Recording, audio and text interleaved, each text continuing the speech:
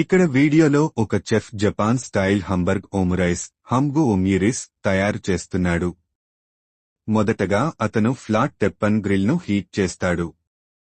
తరువాత బాగా బీట్ చేసిన ఎగ్స్ ను గ్రిల్ మీద పోసి ఓ లడల్తో నెమ్మదిగా స్టర్ చేస్తూ క్రీమీవుగా కస్టర్డ్ లాంటి టెక్స్చర్తో ఉండే ఓమ్లెట్ తయారు చేస్తాడు.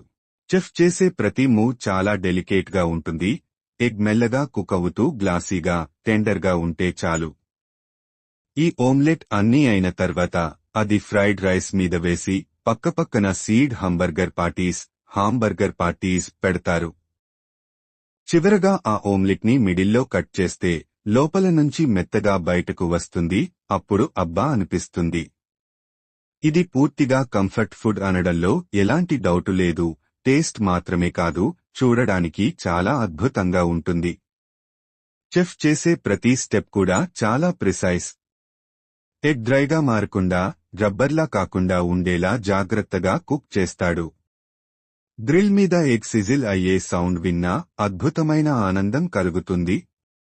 ఈ స్టైల్ జపనీస్ ఫుడ్లో చాలా